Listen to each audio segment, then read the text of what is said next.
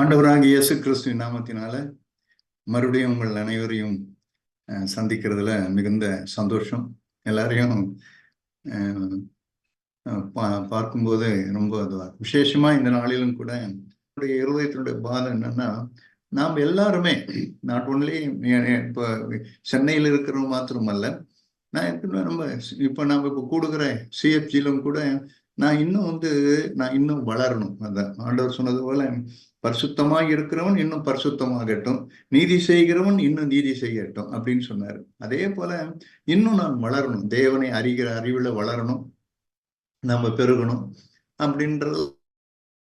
இன்னும் வளர்ச்சி எப்படி நான் ஓங்கி வளர்கிறவனா இருக்கணும். அதான் என்னுடைய இருதயத்தினுடைய பாரம். என்னன்னு சொன்னா, நம்ம அனைவரும் இங்க நம்ம கூடியிருக்கிற நம்ம எல்லாரும் என்னன்னா, நம்ம தேவனுக்குள்ளாய் ஓங்கி வளர்கிறவர்களாய் நாம் இருக்கணும். அதனுடைய ரீசன் தான் ஏன் நான் ஓங்கி வளர மாட்டேன்றேன், ஏன் எனக்குள்ள அந்த வளர்ச்சி இல்லை, ஏன் நான் எதிர்க்க மாட்டேன்றேன் அப்படின்னா, அதுக்கு ஒரு முக்கியமான அதுக்கு ஒரு ஆணிவேர் ஒண்ணு இருக்குது. அதுக்கு அதான் ஜாக் கூட அடிக்கடிக்கு ஒவ்வொரு வார்த்தையும் அதை சொல்லிக்கிட்டே இருப்பாரு. அவருடைய பிரசங்கத்துல அநேக நேரங்களில அவர் அந்த ஆணிவேர் தான் ஒரு பாயிண்ட் அவுட் பண்ணி காட்டிட்டே இருப்பார். ஸோ இந்த நாளிலும் கூட உங்களோடு கூட நான் இதை இந்த வார்த்தையை முன்வைத்து நான் உங்களோடு கூட நான் வளருகிறது எப்படி, ஓங்கி வளருகிறது எப்படி அப்படின்றத குறித்து உங்களோடு கூட நான் பேச விரும்புகிறேன். சங்கீதங்களின் புஸ்தகம் 144 அதிகாரம். சங்கீதங்களின் புஸ்தகம் 144 அதிகாரம் 12வது வசனம். அப்பொழுது எங்கள் குமாரர் இளமையில் ஓங்கி வளருகிற விருட்ச கன்றுகளைப் போலவும், எங்கள் குமார்த்திகள் சித்திரம் தீர்த்த அரண்மனை கற்களைப் போலவும் இருப்பார்கள். சங்கீதக்காரன் இந்த மாதிரி ஒரு வார்த்தையை சொல்றார். ஆண்டவரே, 11ஆம் வசனத்துல என்ன, மாயை பேசும் வாயும் கள்ளத்தனமான வலதுகையும் உடைய அந்நிய புத்திரரின் கைக்கு எங்களை விலக்கி தப்புவியும். அப்பொழுது எங்கள் குமாரர் இளமையில ஓங்கி வளர்கிற விருட்ச கன்றுகளைப் போலவும். இங்கதான் சங்கீதக்காரன் சொல்றான், எங்கள் குமாரர்கள்லாம் ஓங்கி வளர்கிற விருட்ச கன்றுகளைப் போல இருப்பாங்க அப்படின்னு சொல்றேன். அப்ப என்னுடைய இதெல்லாம் என்னன்னா, இதை நான் ஓங்கி வளரணும், நான் இன்னும் வளரணும். அவர் சொல்றாரு, எங்க குமாரர்கள் ஓங்கி வளர்கிற விருட்ச கன்றுகளைப் போல இருப்பாங்க அப்படின்னு. அப்ப நான் ஓங்கி வளரணும், நான் ஓங்கி வளரல. நான் ஏன் இன்னும் ஓங்கி வளரல அப்படின்னா, தீர்க்கதரிசி எரேமியா இதுக்கு சரியான பதிலை கொடுக்குறாரு. ஏன் நான் ஓங்கி வளரல, ஏன் நான் வாடி போகிறேன், ஏதோ கொஞ்ச நாள் வளர்றேன், அப்புறம் கொஞ்ச நாள் பிறகு வாடி போயிடுறேன், நான் ஏன் ஓங்கி வளர மாட்டேன்றேன் அப்படின்றதுக்கு தீர்க்கதரிசி எரேமியா என்ன பண்றாருன்னா, அவருடைய ஆரம்பத்துல தன்னோட தீர்க்கதரிசன புஸ்தகத்தை அவர் எழுதும் போதே என்ன பண்றாருன்னா, அதுக்கப்புறம் தான் அவருடைய நிறைய அதிகாரங்களை எழுதுறாரு. நான் சொன்னது போல அதுதான் நான் நினைக்கிற ஒரு திறவுகோலா இருக்கணும். எரேமியாவுடைய தீர்க்கதரிசியின் புஸ்தகத்தை நான் இன்னொன்னு ஆழமாய் நம்ம தெரிந்து கொள்ளணும்னு சொன்னா, அதுக்கு ஆரம்பத்துல சில திறவுகோலை அவர் வைத்திருக்கிறார். அதனாலதான் இதுல பார்க்கணும், எரேமியா அதுக்கான ரீசனை சொல்றார், ஏன் நான் ஓங்கி வளரல. 3ஆம் அதிகாரம், எரேமியா தீர்க்கதரிசியின் புஸ்தகம் 3ஆம் அதிகாரம். 3ஆம் அதிகாரத்திலிருந்து இங்க ஒரு வார்த்தையை சொல்கிறார். 10ஆம் வசனம், 3ஆம் அதிகாரம் 10ஆம் வசனம். இவைகளை எல்லாம் கண்டும் யூதா என்கிற அவருடைய சகோதரியாகிய துரோகி கள்ளத்தனமாய் திரும்பினாலே அன்றி முழு இருதயத்தோடும் என்னிடத்தில் திரும்பவில்லை என்று கர்த்தர் சொல்கிறார். பின்னும் கர்த்தர் என்னை நோக்கி, யூதா என்கிற துரோகியை பார்க்கிலும் சீர்கிட்ட இஸ்ரவேல் என்பவள் தன்னை நீதி உள்ளவள் ஆக்கினார். நீ போய் வடதிசையை நோக்கி கூற வேண்டிய வார்த்தைகள் என்னவென்றால், சீர்கெட்ட இஸ்ரவேலே திரும்பு என்று கர்த்தர் சொல்கிறார், நான் உங்கள் மேல் என் கோபத்தை இறங்க பண்ணுவதில்லை, நான் கிருபை உள்ளவர் என்று கர்த்தர் சொல்கிறார், நான் என்றைக்கும் கோபம் வைக்க மாட்டேன். நீயோ உன் தேவனாகிய கர்த்தருக்கு விரோதமாய் துரோகம் பண்ணி பச்சையான சகல மரத்தின் கீழும் அந்நியரோடு மார்க்கமாய் நடந்து உன் அக்கிரமத்தையும் என் சத்தத்திற்கு செவிபடாமற் போனதையும் ஒத்துக்கொள் என்று கர்த்தர் சொல்லுகிறார்.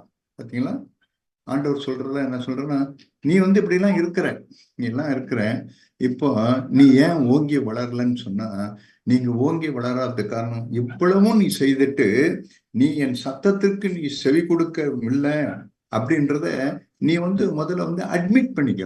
நீ ஒன்னு ஒத்துக்கொள் முதல்ல. இதுதான் நான் சொல்ல வருகிற ஆணிவேர். நான் ஒரு காரியத்துல நான் காரியத்தை ஒத்துக்கொள்ளும் போது என்ன நடக்குன்னு சொன்னா, தேவன் என்னை ஓங்கி வளர பண்ணி கொண்டே இருப்பார். நான் ஒத்துக்கொள்ள இல்லை, எனக்கு அதுல இல்லை அப்படின்னு சொல்லும்போது என்ன, நான் வாடி வதங்கி போகிற ஒரு மனுஷனா இருந்துருவேன். இதுதான் ஜாக் கூட அடிக்கடி என்ன சொல்லுவாருன்னா, அதாவது அட்மிட் ஒன்னு சொல்லுவாரு, அக்னாலேஜ் யுவர் ஓன் இனிக்வைட்டின்னு. அவர் பேசும்போதெல்லாம் சில காரியங்கள்லாம் பார்த்தீங்கன்னு சொன்னா, first of all acknowledge your own iniquity அப்படின்னு. உன் அக்கிரமத்தை முதல்ல நீ ஒத்துக்கொள்ளுகிற ஒரு மனுஷனா இருக்கணும். ஆண்டவர் தான் சொன்னார். எரேமியா தீர்க்கதரிசி சொல்லும்போது, நீ இவ்வளவுதான் பண்ண, இவ்வளவு நீ செய்துட்ட, ஆனா நீ இப்படிலாம் உனக்கு இவ்வளவு மரத்தின்கள்லாம் இதெல்லாம் பண்ணிட்ட. இப்போ என் சத்தத்துக்கு நான் உன்னை கூப்பிட்டு என் சத்தத்திற்கு நீ செவி கொடுக்கலன்றது முதல்ல ஒத்துக்கொள். இதுதான் நான் சொல்கிற ஆணிவேர்ன்றது தான். நான் ஒத்துக்கொள்ளும் போது என்ன நடக்குன்னு சொன்னா, தேவன் என்னையும் உங்களை என்ன பண்ணுவார்னா, நான் ஓங்கி வளர பண்ணுவார். இந்த செய்தி ஏதோ உங்களுக்கு மாத்திரம் நான் பேசுறேன் நினைக்காதீங்க. இந்த செய்தி எனக்கே நானே நான் பேசிக் கொள்கிற ஒரு செய்தி. எனக்கு நானே இப்ப எனக்கே நம்மள மாதிரி உட்காந்துன்னா, எனக்கு நானே தேவன் என்னோடு கூட பேசுகிற ஒரு செய்தி இருக்குன்னு சொன்னா, எனக்கு நானே இப்ப பேசுகிற செய்தின்னு தான் நான் சொல்ல முடியாது. அதனாலதான் உங்களுக்கு எல்லாருக்கும் இதை நான் இதை என் இருதயத்தின் ஆழத்திலிருந்து உங்களுக்கு எல்லாருக்கும் நான் சொல்கிறது காரணம். இதுல பெரிய ரகசியம் இருக்கு. இது உங்களுக்கு அநேக திருஷ்டாந்தங்கள் உங்களுக்கு எல்லாம் காட்டுறோம். ஒத்துக்கொண்ட ஒரு மனுஷன் அவன் எப்படி அவன் ஓங்கி வளர்ந்தான், ஒத்துக்கொள்ளாத மனுஷர்கள் அவங்க எப்படி அவங்க வளரல, அவங்க வாடி போனாங்க அப்படின்றத உங்களுக்கு காண்பிக்கிறேன். இப்ப இந்த வார்த்தையை நீங்க வாசிக்கும் போது பாத்தீங்கன்னா, இப்படி ஒத்துக்கொள்ளாம போகும்போது அடுத்த ஸ்டெப்பும் இருக்கு. இந்த மாதிரி நான் தேவன் என்ன ஒரு காரியத்தை சொல்றாரு, அந்த காரியத்தை நான் ஒத்துக்கொள்ள நான் இதுன்றேன்னா, அடுத்த அபாயம் எனக்கு என்ன நடக்குன்னு சொன்னா, அடுத்த அபாயம் என்னை தேவன் ஒத்த வேஷக்காரனா என்னை மாத்திருவார். நான் ஒத்த வேஷக்காரனா, அதாவது இன்னும் சொல்ல போனா எப்படின்னா, இந்த உலகத்துக்கு இங்க பார்த்தா சங்கீதக்காரன் சொல்றது போது, நீ திருடனோடு காணும்போது ஒத்து போகிறாய், விபச்சாரக்காரனோடு உனக்கு பங்குண்டு அப்படின்னு சொல்றது போல, தேவன் நான் ஒரு காரியத்தை நான் ஒத்துக்கொள்ளாத போது என்ன நடக்குன்னு சொன்னா, ஆண்டவர் பார்த்துக்கிட்டே இருப்பார். அந்த காரியத்தை நான் சரியாதுன்னு சொன்னா, என்னை ஒத்த வேஷக்காரனா என்னை தேவன் போப்பா நீ தான் இல்லை, நீ நீ போயிட்டு அங்க போயிட்டு அவங்களுக்கு எப்படி அவங்க ஒரு உலகத்தான் உலகத்தான மாதிரி நடந்துக்கோ, ஆவிக்குரியவங்க ஆவிக்குரியவன் போல நடந்துக்கோ, இப்படி அவங்கள பார்த்து நீ ஒத்த வேஷம் தரிக்கிறவனா இருந்து கொள் அப்படின்வார். நான் இப்ப பேச வர்றது ஒத்த வேஷத்தை பத்தி நான் சொல்ல வரல, அபாயம், அடுத்த அபாயம் அது. ஆனா நான் பேச நீங்க சொல்ல வர்றதுன்னா, ஆண்டவரே நான் ஓங்கி வளரணும் ஆண்டவரே, நான் வாடி வதங்கி போகக்கூடாது. நான் ஏதோ கொஞ்ச நாள் இருக்கிறேன், ஏதோ வந்தேன் அப்படி இருந்துட்டேன் அப்படின்னு சொல்லிட்டு அப்படி இருக்கக்கூடாது. நான் என்னோட வாழ்க்கையில பார்க்கிறேன், என்னுடைய கடந்த 30-35 வருடங்களுக்கு மேலாக எத்தனையோ பேரை நான் பார்த்திருக்கேன். சென்னைக்கு நான் 22 வருடங்களுக்கு மேலாக இருக்கு. இந்த 22 வயதுல நான் இந்த வருஷத்துல நான் பார்த்ததெல்லாம் எத்தனையோ பேர் ஆரம்பத்துல வேகமா தின்னுவாங்க, கொஞ்ச நேரம் போறதுக்கு அப்புறம் ஓங்கி அவங்க வளர மாட்டாங்க, புஷ்ன்னு அப்படியே அடங்கிடுவாங்க, ஒண்ணுமே அது அவங்க இதுவே இல்லாம போயிடும். காரணம், சில பேர் சபையை விட்டு விலகிடுவாங்க. சபையில மூப்பரா இருந்தவர்கள் கூட என்ன பண்ணுவாங்கன்னா சபையை விட்டு விலகிடுவாங்க. சில பேர் ரொம்ப வைராக்கியமா இருந்தவங்க கூட என்ன பண்ணுவாங்கன்னா அவங்க ஓங்கி வளர மாட்டாங்க, வேற வேற இதுல போயிட்டு விலகி போயிட்டே இருப்பாங்க. இதுக்கெல்லாம் ஒரே ஒரு காரணம் தான், எனக்கு தெரிஞ்ச ஒரே ஒரு காரணம், தேவன் ஆழமா என் இருதயத்துல இம்ப்ரிண்ட் பண்ணி எழுதின ஒரே ஒரு வர்ண, அவங்க என்னன்னா தன் அக்கிரமத்தை அவங்க ஒத்துக்கொள்ளல. அதனாலதான் வேற ஒண்ணு. ஆதி மனுஷன் காலத்துல நடந்தது.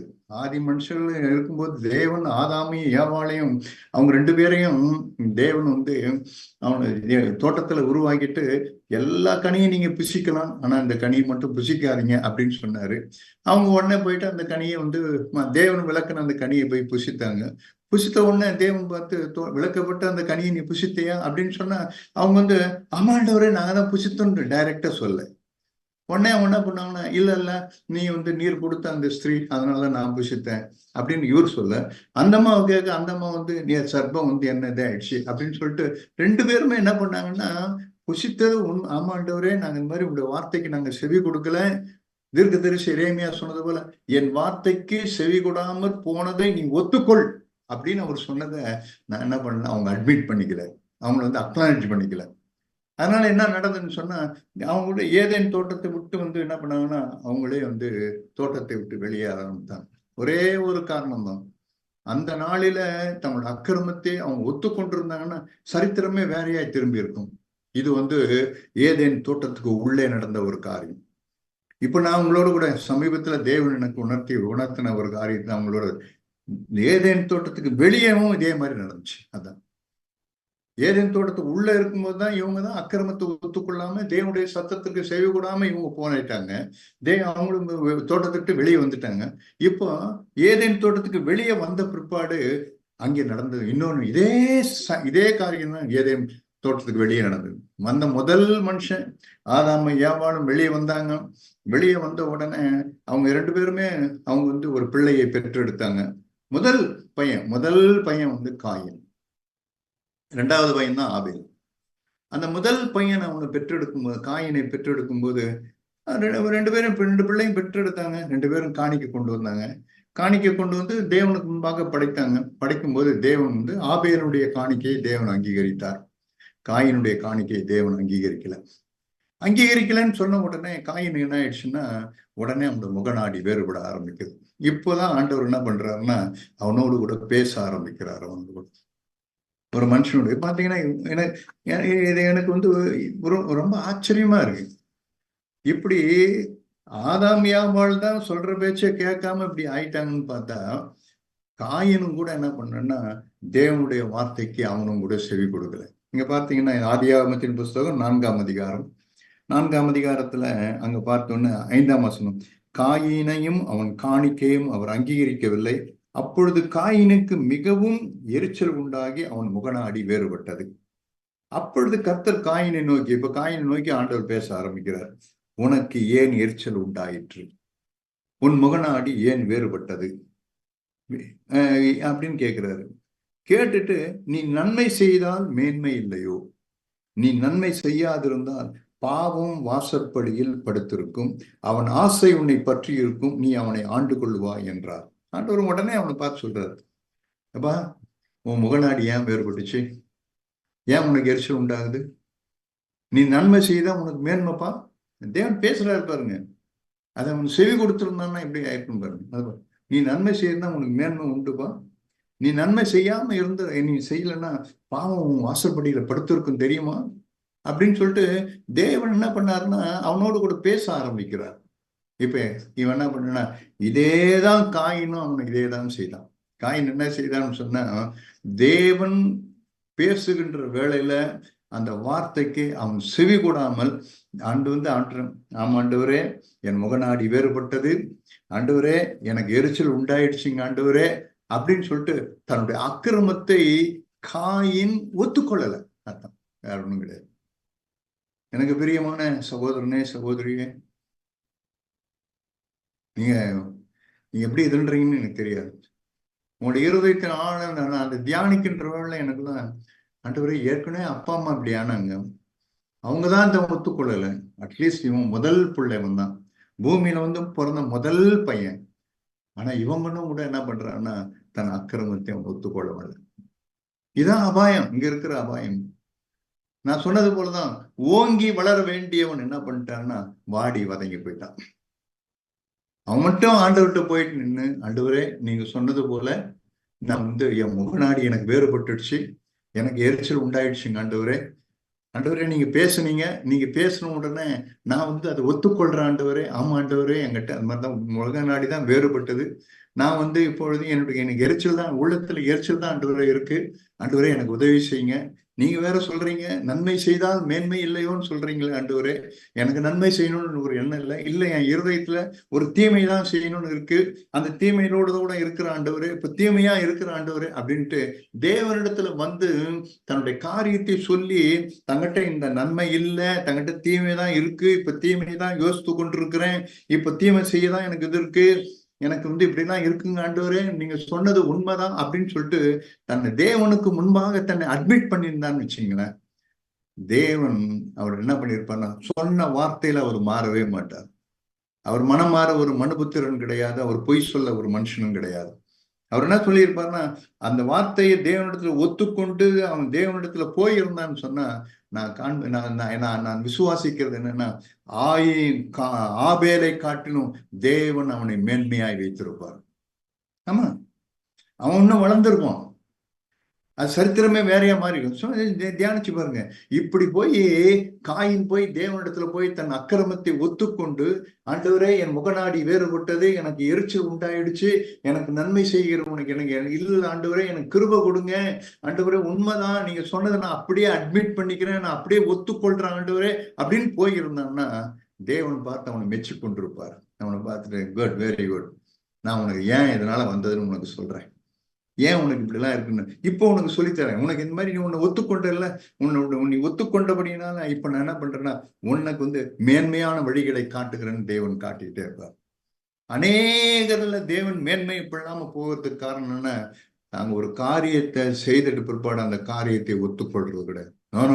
அப்படிலாம் கிடையாது. எல்லா சூழ்நிலை வரும் அப்படி கிடையாது. இது நான் தான், இந்த இதுக்கு நான் தான், இந்த அந்த காரியத்தை ஒத்துக்கொள்றது இல்லை. இவன் ஒத்துக்கொள்ளாம என்ன ஆச்சுன்னா, அடுத்தது பாருங்க, ஒத்துக்கொள்ளாம இருந்ததுனால என்னதுன்னா உடனே அவனுக்குள்ள வெறி, கோபம், இன்னும் அந்த கோபம் அப்படியே பற்றி எரிந்து தன் சகோதரனையே அவன் கொலை பண்ண ஆரம்பித்தான். கொலை பண்ணி ஆரம்பிச்ச உடனே ஆண்டவர் கேட்கிறாரு, எங்க உன் சகோதரன் கேட்கிறாரு. உன்னை போய் சொல்றான், என் சகோதரனுக்கு நான் எப்படி வருது பாருங்க.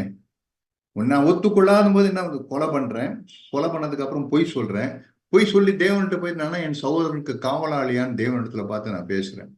அப்பதான் ஆண்டவர் சொல்றாரு இந்த காரியத்தை. இந்த ஒரே ஒரு துக்ககரமான ஒரு விஷயம் என்ன நடந்ததுன்னு சொன்ன ஆண்டவர் பார்த்து 11ஆம் வசனம் பாருங்க, 4:11 பாருங்க.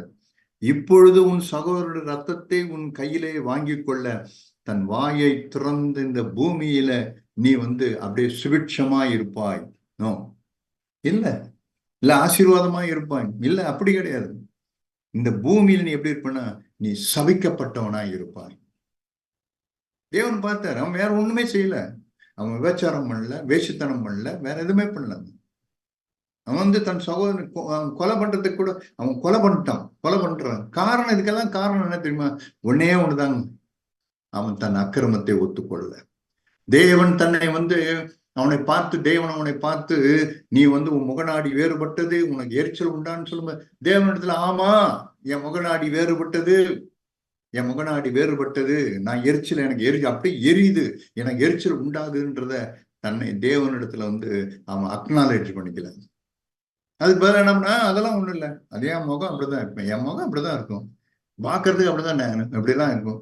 தன்னை நியாயப்படுத்துகிறோம், தன்னை தேவனுக்கு முன்பாக நியாயப்படுத்துகிறோம். எனக்கு பிரியமானவர்ல, இந்த நியாயப்படுத்துகிறவங்களாம் எப்படி தெரியுமா இருப்பாங்க? அவங்க எல்லாருமே, அவங்க நியாயப்படுத்துகிற எல்லாருமே ஏன் அவங்க நியாயப்படுத்துறாங்கன்னா, தங்களுடைய தவறை அவங்க ஒத்துக்கொள்ள, தங்க தவறை ஒத்துக்கொள்ள மாட்டாங்க. உடனே தேவன் அவனை பார்த்து சொல்றாரு, நீ பூமியில சபிக்கப்பட்டவனா இருப்ப. அப்புறம் அது ஒண்ணுமா, நீ நிலத்தை பயிரிடும் போது அது தன் பலனை இனி உனக்கு கூடாது.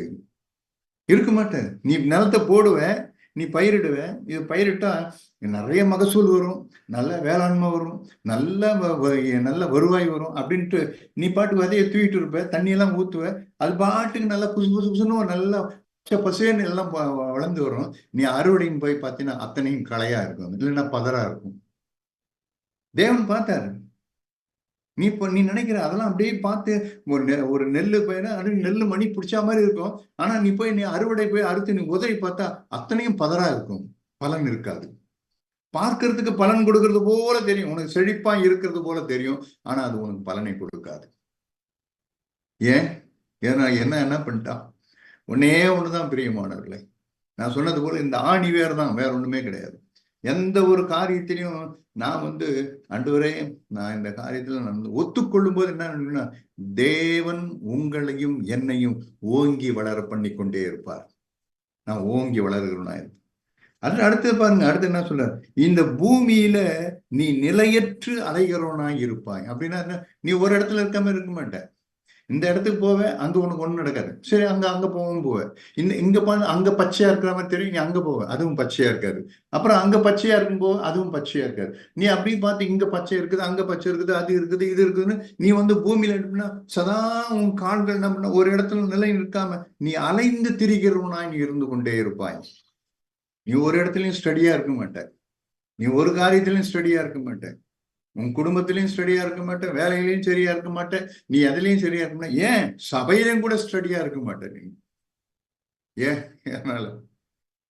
எதனால ஒரே ஒரு காரியம், உன் அக்கிரமத்தை நீ ஒத்துக்கொள்ளல. எரேமியா தான் சொல்றாரு, என் வார்த்தையை கேட்ட, எனக்கு செவி கொடுக்கலன்றத, உன் அக்கிரமத்தை நீ ஒத்துக்கொள்ளல. நீ உன் அக்கிரமத்தை நீ ஒத்துக்கொண்டிருந்தீன்னா நீ எப்படி இருந்திருப்ப பாரு. இதை இப்ப யோசித்து பாருங்க. இப்போ காயின் அவன் அன்னைக்கு மட்டும் அவன் தன் அக்கிரமத்தை ஒத்துக்கொண்டிருந்தான தேவன் எப்படி பண்ணி, இந்த வார்த்தையை அவன்கிட்ட நிறைய இருக்காது. அவன் சபிக்கப்பட்டவனா இருந்திருக்க மாட்டான். அப்படி போய் அவன் வச்சா அது பாட்டுக்கு 100 மடங்கு வெள்ளாம வரும். அவன் போய் எங்கேயும் அலைந்து திரிகிறவனா இருக்கணும். அவன் கூடாரவாசி போல இருப்பான். அவன் எல்லாமே இதை இருக்கும். யாருப்பா இது? காயின். காயின் தானே இவன். காயின் தான் இவன். காணிக்கை தேவன் முதல்ல அங்கீகரிக்காம, அது ஒரு நாள் அங்கீகரிக்காம இருந்தார். முதல்ல ஆரம்பத்தில் அங்கீகரிக்காம இருந்தார் தேவன். ஆனா காயின் என்ன பண்ணா, தன் அக்கிரமத்தை தேவனிடத்துல போய் ஒத்துக்கொண்டான். தன்னுடைய ஆண்டவர் பார்த்து அவனை சொல்கின்ற வேலை தேவனிடத்துல போய் அவன் தன்னை நியாயப்படுத்தல. தன்னை ஒரு நாள் இல்ல சுத்தி மொழியெல்லாம் பேசல.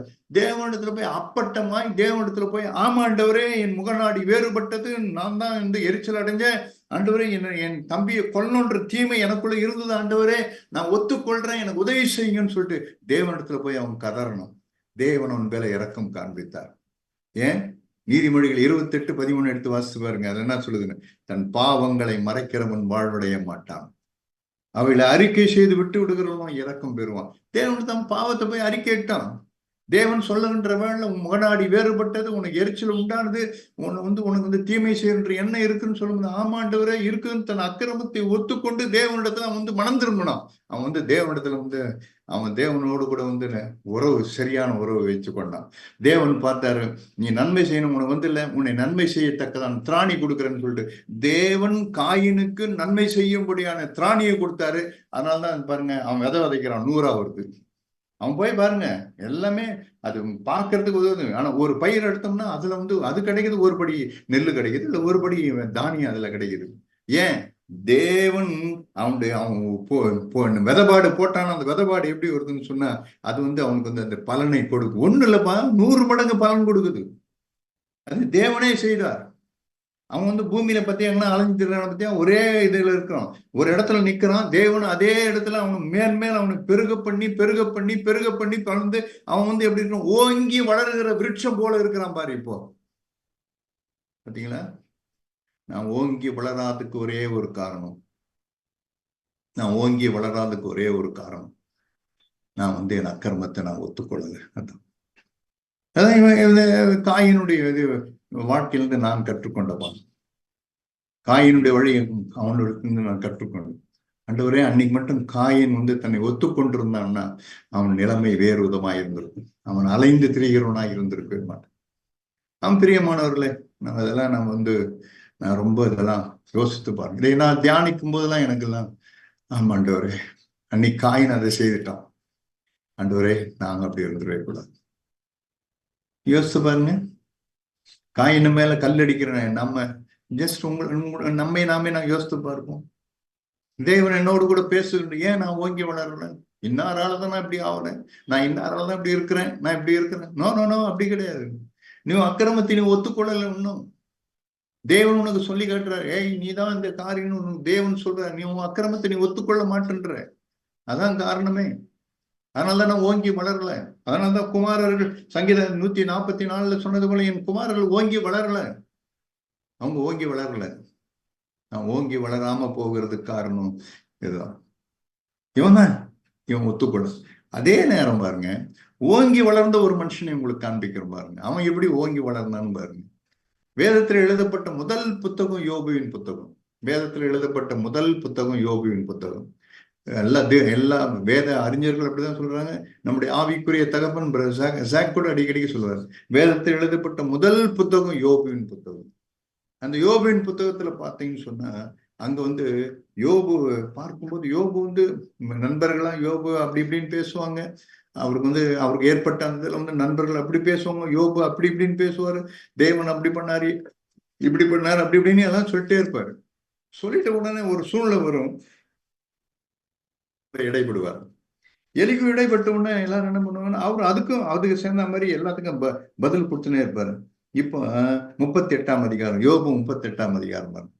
யோபு 38ல, அப்பொழுது கர்த்தர் யோபுவுக்கு, அப்பொழுது பெருங்காற்றிலிருந்து யோபுவுக்கு உத்தரவில்லாத அறிவில்லாத வார்த்தைகளினால் ஆலோசனையை அந்தபாரப்படுத்துகிற இவன் யார்? ஆண்டவர் சொல்லுவார், இவ்வளவும் கேட்பாரு. எல்லாம் பேசுனது, யோபு பேசுனது எல்லாவற்றையும் ஆண்டவர் கேட்டுனே இருந்துட்டு அவர் பெருங்காற்றிலிருந்து தேவன் அவனுக்கு உத்தரவு சொல்லுவார். அறிவில்லாத வார்த்தையினால் ஆலோசனையை அந்தகாரப்படுத்துகிற இவன் யார்? வந்திருக்குங்களா? யோசித்து பாருங்க. தேவன் இப்படி ஒரு வார்த்தை யோபுவை பார்த்து சொல்றாரு. உடனே யோபு எல்லாவற்றையும் கேட்கிறான். உடனே ஆண்டவர் அவனை பார்த்து, அது 38, 39 நீங்க பாத்தீங்கன்னா ஆண்டவர் அவனை பார்த்து, லீவே அதனை உண்டாக்கினவர் யார்? நீ இப்படிக்கெல்லாம் இதுக்கெல்லாம் நீ இப்படி பண்ணியா? நீ தான் வரையாடுகள் ஈனும் காலத்தின் அறிவாயா? உனக்கு இதெல்லாம் தெரியுமா? நீ ஒரு பெருமை உள்ளதை ஒன்று என்னது? காட்டுக்கழுதி தன்னிச்சையாக திரிய விட்டவன் யார்? அந்த காட்டுக்கழுதின் கட்டுகளை அவிழ்த்தவன் யார்? தேவன் அதற்கு புத்தியை கூடாமல் ஞானத்தை விலக்கி வைத்தாரே. அந்த அந்த குஞ்சு இதுக்கெல்லாம் தீக்குருவிகளுக்கெல்லாம் இதெல்லாம் செய்தது யாரு அப்படின்னு சொல்லிட்டு அப்படியே சொல்லும்போது, இப்போ யோபு தேவனை பார்த்து ஒரு உத்தரவு சொல்றோம். 40ஆம் அதிகாரத்துல யோபு பார்த்து, பின்பும் கர்த்தர் யோபுவுக்கு உத்தரவாக சர்வ வல்லவரோடு வழக்காடி அவருக்கு புத்தியை படிப்பிக்கிறவன் யார்? தேவன் பேரில் குற்றம் பிடிக்கிறவன் இவைகளுக்கு உத்தரவு சொல்ல கடவன் என்றார். அப்பொழுது யோபு கர்த்தருக்கு பிரதி உத்தரமாக, இப்ப யோபு கர்த்தரை பார்த்து சொன்னோம், இதோ நான் நீசன், நான் உமக்கு என்ன மறு உத்தரவு சொல்லுவேன்? என் கையை வாயினால் பொத்திக் கொள்கிறேன். நான் 2 தரம் பேசினேன், இனி நீ பிரதி உத்தரம் கொடாமலும் பேசாமலும் இருப்பேன் என்றான். உடனே சொல்றான், ஆண்டவரே நான் நீசன், நான் ஏதோ பேசிட்டேன் ஆண்டவரே அப்படின்னு சொல்லிட்டு அவன் என்ன பண்றான்? தலைவன் முதல்ல தன் அக்கிரமத்தை அவன் ஒத்துக்கொள்கிறான். உடனே தேவன் பேசணும்னு இன்னும் கொஞ்சம் ஆழமா அதை ஆண்டவர் அடிச்சு என்ன பண்ணுவாருன்னா, 43ஆம் அதிகாரம், யோபு எழுதின புத்தகம் 42ஆம் அதிகாரம்னா கடைசி 42 தான் கடைசி. அப்ப யோபு எல்லாம் தேவன் பேசினே இருப்பாரு. ஆண்டவர் யோபு கிட்ட பேசினே இருப்பாரு. அப்பொழுது யோபு கர்த்தருக்கு பிரதியுத்தரமாக, தேவரீர் சகலத்தையும் செய்ய வல்லவர், நீர் செய்ய நினைத்தது தடைபடாது என்பதை அறிந்திருக்கிறேன். ஆண்டவரே நீங்க சகலத்தையும் செய்ய வல்லவர், நீர் செய்ய நினைத்தது தடைபடாது என்பதை அறிந்திருக்கிறேன். அறிவில்லாமல் மறைக்கிற இவன் யார்? ஆகையால் நான் எனக்கு தெரியாததையும் என் புத்திக்கு எட்டாததையும் நான் அறியாததையும் அழைப்பினேன் என்கிறேன். நீர் எனக்கு செவி கொடும், அப்பொழுது நான் பேசுவேன். நான் உம்மை கேள்வி கேட்பேன், நீர் எனக்கு உத்தரவு கொடும். என் காதினால் உம்மை குறித்து கேள்விப்பட்டேன், இப்பொழுதோ என் கண் உம்மை காண்கிறது. அடுத்த வசனம் பாருங்க. ஆகையால் நான் என்னை அருவருத்து தூளிலும் சாம்பலிலும் இருந்து மனஸ்தாபப்படுகிறேன் என்றான். பார்த்தீங்களா? உடனே ஆண்டவர்கிட்ட பார்த்து சொல்றோம். இன்னொரு ஆங்கில வேதாமத்துல சில ஆங்கில வாதாமெல்லாம் பார்த்தீங்கன்னா, ஆண்டவரே நான் பேசின வார்த்தைகளை நான் திரும்ப எடுத்துக்கொள்றேன், நான் திரும்ப அறிவில்லாம நான் பேசிட்டேன். ஆண்டவரே என் அக்கிரமம் எனக்கு வெளிப்பட்டது, ஆண்டவரே நான் இப்படி எல்லாம் நான் பேசிட்டேன், என்னை தயவா என்னை மன்னிச்சிருங்க ஆண்டவரே, நான் என்னோட அக்கிரமத்தை நான் ஒத்துக்கொள்கிறேன் அப்படின்னு சொல்லிட்டு யோபு தன் அக்கிரமத்தை அவன் ஒத்துக்கொண்டான். அதான் உங்களுக்கு நான் சொல்ல வரேன். யோபு தேவனிடத்துல போயிட்டு, இல்ல நான் கரெக்டா தான் பேசுனேன், நான் எல்லாம் பேசுனது ஒண்ணுமே இல்லை, நீங்க அப்படி இப்படின்னா அதெல்லாம் எனக்கு எல்லாம் கிடையாது அப்படின்னு சொல்ல. அவன் சொல்ல, ஆண்டவரே நான் அறியாததை அளப்பினேன். அங்க எழுதின நான் அலப்புவாயன். அங்க எழுதுறாரு பாருங்க என்னன்னு. எங்க 42ஆம் அதிகாரத்துல அங்க பாத்தீங்கன்னு சொன்னா, யோபு தேவனை பார்த்து 3ஆவது வசனம் பாருங்க, அறிவில்லாமல் ஆலோசனையை மறைக்கிற நான் யார்? நான் சொல்றான், ஆகையால் நான் எனக்கு தெரியாததையும் என் புத்திக்கு எட்டாததையும் நான் தெரியாததையும் அலப்பினேன் அப்படின்னு தன் ஒத்துக்கொள்றான். நான் அலப்பு வாயினாயிட்டேன், நான் அலப்பிட்டேன் ஆண்டவரே, நான் பேசத்தகாதெல்லாம் பேசிட்டேன், நான் பேசுற வார்த்தையெல்லாம் நான் எடுத்துக்கொள்றேன், நான் ஒத்துக்கொள்றேன், நான் பேசுனது இதுதான் நான் அறிவில்லாம பேசிட்டேன் ஆண்டவரே, நான் இப்படி ஆயிட்டேன் ஆண்டவரே அப்படின்ட்டு யோபு என்ன பண்ணாருன்னா, தன்னுடைய அக்கிரமத்தை அவன் ஒத்துக்கொண்டான். தேவன் பேசுகின்ற வேளையில அவன் பார்த்து யோபு என்ன பண்ணான்னா, தன் அக்கிரமத்தை அவன் ஒத்துக்கொண்டான். அந்த ஒத்துக்கொள்ளும் போது தேவன் பார்த்துக்கிட்டே இருந்தாரு. அப்புறம் தேவன் என்ன பண்ணாருன்னா, அவனுடைய இருதயத்தை தேவன் தன் பகைவர்களுக்காக, தன்னை நிந்திக்கிறவர்களுக்காக ஜெபம் பண்ண வச்சாரு. வேதம் என்ன எழுதப்பட்டிருக்குன்னா, அதே 42:12 கர்த்தர் யோபுவின் முன்னிலைமையை பார்க்கிலும் அவன் பின்னிலைமையை ஆசீர்வதித்தார். 14,000 ஆடுகளும் 6,000 ஒட்டகங்களும் 1000 ஏர்களும் 1000 கழுதைகளும் அவனுக்கு உண்டாயின. பாத்தீங்களா? தேவன் அவன் என்ன பண்ணா, ஓங்கி வளர பண்ணார். சாத்தான் நினைச்சா இவனை பினிஷ், இவன் சொத்து, இவன் சொகம், இவன் ஆடு, இவன் மாடு, இவன் குமாரர்கள் எல்லாம் எக்ஸப்ட் அவன் ஒய்ஃபை தவிர எல்லாமே அப்படியே பூமியில தூசி தொடச்சு போறது போல தொடச்சு போட்டான். ஆனாலும் கூட ஆண்டவர் என்ன பண்ணாருன்னா, யோபு அவனை என்ன பண்ணார், ரட்டி முன்னிலைமையை பார்க்கிலும் அவன் பின்னிலைமையை தேவன் ஆசீர்வதித்தார். பார்த்தீங்களா? ஏன் ஆசீர்வதித்தார்? சும்மா ஏதோ நான் என்ன பண்றது, அவன் ஏதோ இதாயிட்டான் அப்படின்னா இல்ல இல்ல. தேவன் உண்மை உள்ளவர். அவர் தராசுல துலாக்கோல் நிறுத்துறது போல நிறுத்து பார்க்கிற ஆண்டவர். ஒரு மனுஷன் அங்க இருந்தான், தன் பாவத்தை ஒத்துக்கொள்ளல. ஆதி ஆகமத்துல இருந்த அந்த அந்த மனுஷன் தன் பாவத்தை ஒத்துக்கொள்ளல. தேவன் என்ன பண்ணாரு, அவனை அலைந்து திரிகிறவனா இருப்பான், நீ நிலையற்றவனா இருப்பாயின்னாரு, நீ சபிக்கப்பட்டவனா இருப்பாயின்னு சொன்னாரு. ஆனா இங்க என்ன எழுதிருக்கா, இந்த மனுஷனை தேவன் ஆசீர்வதித்தார்னு எழுதப்பட்டிருக்கு. அங்க அவனை சபித்தார்னு எழுதப்பட்டிருக்கு, இங்க அந்த மனுஷனை ஆசீர்வதித்தார்னு எழுதப்பட்டிருக்கு. காரணம் என்ன? ஒத்துக்கொள்றது, வேற ஒண்ணும் கிடையாது. ஓங்கி வளர்ந்தான் யோபு. வேதம் சொல்லுது, அவன் முன்னிலைமையை பார்க்கல, அவன் பின்னிலைமை தேவன் அவனை அவனுக்கு ரெட்டிப்பா விட்டார் ஆண்டவர். கிட்டு கிட்டு கிட்டு கிட்டுன்னு தேவன் அவனை உயர்த்தினார். அதுதான் உங்க எல்லாருக்கும் நான் சொல்ல வரேன். நான் எப்போ என் ஒரு காரியத்துல நான் ஒத்துக்கொள்றணும், அப்பெல்லாம் என்ன பண்ணுவார்னா, தேவன் உங்களையும் என்னையும் ஓங்கி வளர பண்ணுவார். ஷோர், இதுல மாற்றமே கிடையாது. நான் வேணா உங்களுக்கு எழுதி கூட தரேன், மாற்றமே கிடையாது. நான் தான் சொல்றேன்ல, காயை நான் ஒத்துக்கொள்ளல, தேவன் நீ சபிக்கப்பட்டிருப்பா இந்த பூமியில. யோபு தன்னை ஒத்துக்கொண்டான். அவன் வேதம் என்ன எழுதிருக்கான், தேவன் அவன் முன்னிலைமையை பார்க்கணும், அவன் பின்னிலைமையை அவன் முன்னிலைமையை பார்க்கணும், அவன் பின்னிலைமையை தேவன் என்ன ஆசீர்வதித்தார்னு எழுதப்பட்டிருக்கு. ஏன் அவனை தேவன் இதுவா? காயினை பார்த்தோன்னா அவர் கடுப்பா? இல்ல யோபுவை பார்த்தோன்னா ரொம்ப இதாயிடுச்சா? இல்ல, தேவன் எல்லாரையும் ஈக்குவலா தான் இருப்பாரு. அவருடைய சட்டத்திட்டம் மாறாத சட்டத்திட்டம். எப்போ ஒரு மனுஷன் தன் அக்கிரமத்தை ஒத்துக்கொள்றானோ அவனை தேவன் ஆசீர்வதிப்பார். எப்போ ஒரு மனுஷன் தன் அக்கிரமத்தை ஒத்துக்கொள்ள தேவன் அவனை சபிச்சுட்டே இருப்பார்.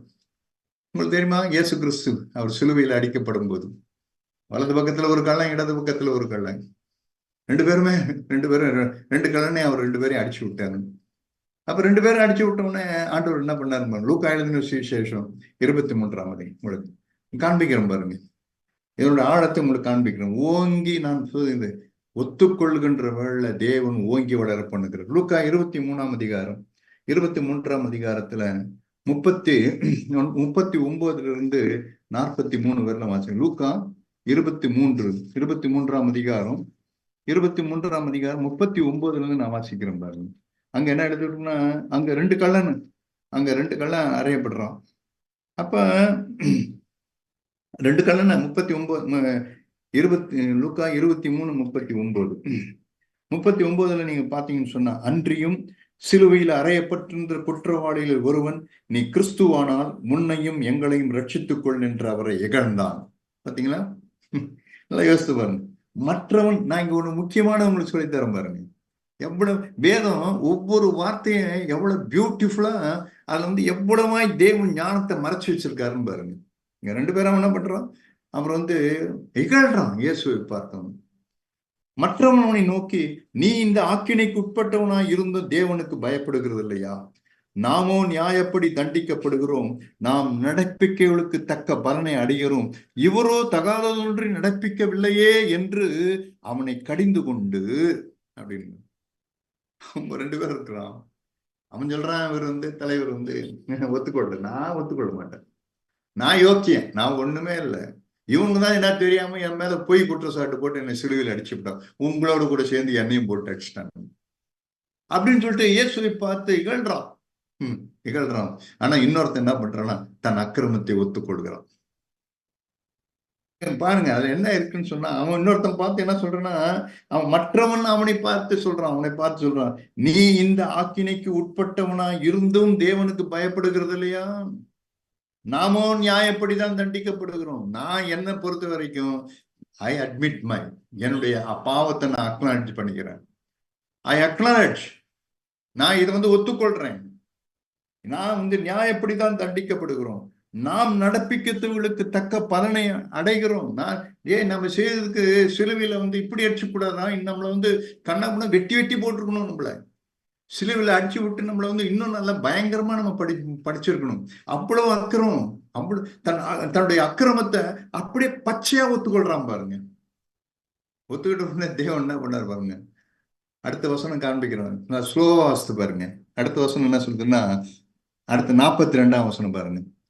இயேசுவை நோக்கி, தன் அக்கிரமத்தை ஒத்துக்கொண்ட உடனே அவனுடைய கண்கள் யாரை பார்க்குதுன்னா இயேசுவை தான் பார்க்குது. வேதம் என்ன பண்ணுது? இயேசுவை நோக்கினான். அவன் இயேசுவை இப்பதான் ஆண்டவரை பார்க்க, அது வரைக்கும் அவனை பார்த்தான், அவனை பார்த்து சொல்லிட்டே இருந்தவன் எதுன்னா, இப்ப தன் அக்கிரமத்தை அவன் அட்மிட் பண்ணிக்கிட்டோன்னு என்ன பண்ணா, அவன் கண்கள் இயேசுவை நோக்கி பார்க்குது.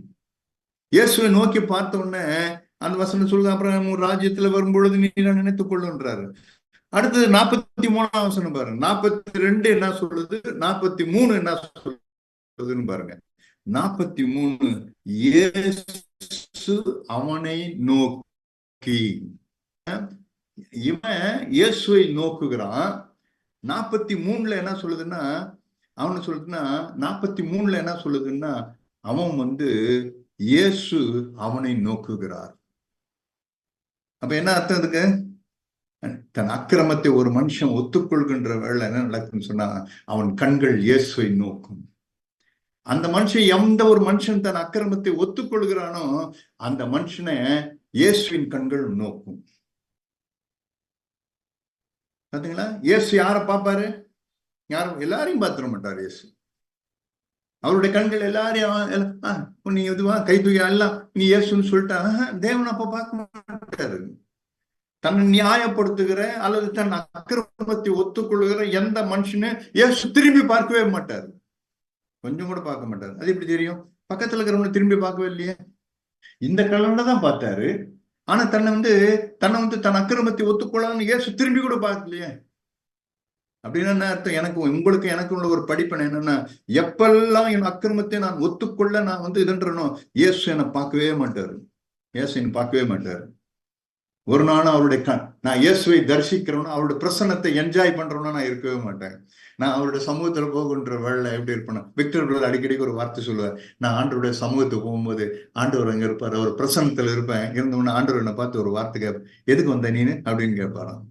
சும்மா உங்களை பார்க்க வந்தேன் அப்படின்னு வரான். இல்ல உங்க வீட்டுல என்ன ப்ராப்ளமா? இல்ல ஒண்ணும் இல்லை. இல்ல உங்க பிள்ளைங்களுக்கு என்ன வேலை கிடைக்கல? இல்ல அதெல்லாம் ஒண்ணும் இல்லை. ஏன் உன் பசங்களுக்கு யாருன்னா கல்யாணம் பண்ணாங்க ஆகலையா? இல்ல அதெல்லாம் ஒண்ணு இல்லை. உனக்கு வேற என்ன பிரச்சனையா? ஏன்னா பணம் கணம் எதனா வேணுமோ? இல்ல ஒண்ணும் இல்லை. அப்ப எதுக்குதான் நீ வந்த அப்படின்னு கேட்பாராம். கேட்டோடனே விக்டர் சொன்ன, இயேசுவே நான் உண்மை பார்க்கவே வந்தேன் அப்படின்னு. எவ்வளவு பியூட்டிஃபுல் பாருங்க. ஏன்னா தன் அக்கிரமத்தை ஒத்துக்கொண்ட மனுஷன் தேவனுடைய பிரசன்னத்துல அவர் முகத்தை காணுகிறவனா இருந்து கொண்டே இருப்பான், அவர் அழகை தரிசிக்கிறவனா இருந்து கொண்டே இருப்பான். இதுதான் அதனுடைய ரகசியம், வேற ஒன்றும் கிடையாது. ரகசியமே இங்கதான் இருக்கு. நீங்களும் நானும் இயேசுவை தரிசிக்கணும். ஆண்டவரே நான் உன்னோட முகத்தை பார்க்கணும். விக்டர் பிரதருக்கு மாத்திரம் அல்ல, இது எல்லாருக்கும் சொந்தம். அது விக்டர் ஏன் அப்படி இருக்கிறாருன்னு சொன்னா, விக்டர் தன்னுடைய அக்கிரமத்தை எப்பொழுதும் தனக்கு தேவனை எல்லாம் ஒன்று சொல்லும் போது அதை அப்பட்டமா ஏற்றுக்கொள்கிற மனுஷன், தேவ மனுஷன். அதே போல நான் என்னோட அக்கிரமத்தை நான் ஒத்துக்கொண்டு நான் தேவனிடத்துல போகின்ற வேலை என்ன பண்ணுவார்னா, தேவன் தன்னுடைய முகரூபத்தை எனக்கு காண்பிப்பார். என்ன அப்படியா, சரி ஓகே, நான் அவருடைய பிரசன்னத்துல இருப்பேன், அவரையே நோக்கி பார்க்கிறவனா இருப்பேன். தேவன் பேசுவார், நான் அவரை நோக்கி பார்க்க அவரை என்னை நோக்கி பார்ப்பேன். 42 சொல்லுது அவன் தேவனை நோக்கி இயேசுவை நோக்கி பார்த்தான். 43 சொல்லுது இயேசு அவனை நோக்கி பார். ஏன்னா அவரை பார்க்கிறாரு, அவர் இவரை பார்க்கிறாரு. அது பக்கத்துல இன்னொரு கல்ல, அவன் இயேசுவை பார்த்திருப்பான், ஆனா இயேசு அவனை திரும்பி பார்க்கல. ஆனா இவன் இயேசுவை பார்த்தான், இயேசு அவனை திரும்பி பார்த்தாரு. இது என்னது? பட்சபாதம் தேவனிடத்துல? நோ, தேவனிடத்துல பட்சபாதம் கிடையவே கிடையாது. தேவனிடத்துல பட்சபாதம் கிடையவே கிடையாது. அவர் பட்சபாதம் இல்லாத ஆண்டவர். அவர் எந்த ஒரு மனுஷன் தன் அக்கிரமத்தை ஒத்துக்கொள்றானோ அவனிடத்துல இயேசு தன் முகரூபத்தை காண்பித்துக் கொண்டே இருப்பார். அவர் தன் பிரசன்னத்தினால் அவனை நிரப்பிக் கொண்டே இருப்பார். எனக்கு பிரியமான சகோதரனே, சகோதரியே, சொல்லுங்க பாருங்க, தேவன் உங்களை ஓங்கி வளர பண்ணுவார். இன்னும் நிறைய இருக்கு, இதுல நிறைய வேகத்துல வெட்டீங்கன்னா இன்னும் 2 மணி நேரம் உங்களுக்கு சொல்லிக் கொடுப்பேன். நிறைய தோண்ட போகதான் வந்துட்டே இருக்கும். யாரெல்லாம் நீங்க வீட்டுல போய் ஆராய்ஞ்சு பாருங்க, யாரெல்லாம் தன் அக்கிரமத்தை ஒத்துக்கொண்டானோ தேவன் அவனை கைவிட்டதா சரித்திரம் கிடையவே கிடையாது. தன் அக்கிரமத்தை ஒத்துக்கொண்ட மனுஷன் நான் சொல்றேன், அவனை தேவன் ஓங்கி வளர பண்ணுவார். அதே போல இந்த நாளிலும் இந்த வார்த்தையை கேட்டுக்கொண்டிருக்கிற உங்களுக்கு நான் சொல்லுகிறேன், தேவன் உங்களையும் ஓங்கி வளர பண்ணுவார். ஆமென். தேங்க்யூ. ஓகே, ஜெபம் பண்ணலாம். எங்கள் பரிசுத்தமுள்ள எங்கள் நல்ல பிதாவே, நன்றியோடு நாங்கள் துதிக்கிறோம். அருமையான ஆண்டவரே, எங்கள் சகோதர சகோதரிகளுக்காக நன்றி செலுத்துகிறோம். இயேசுவே, நீர் நேற்றும் இன்றும் என்றும் மாறாதவர். கர்த்தாவே, உன்னிடத்துல வேற்றுமைகள் கிடையவே கிடையாது.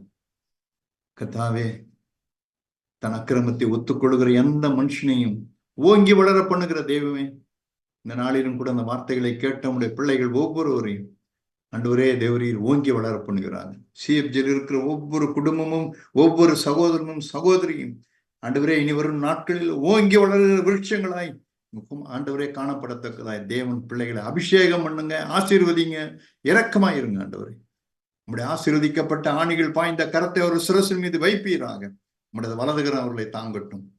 ஆண்டவரே, நீரே அவர்களை ஓங்கி வளர பண்ணும். நம்முடைய திருநாமத்தை மையப்படுத்தும். இயேசு கிறிஸ்துவின் நாமத்தில் பிதாவே, ஆமென்.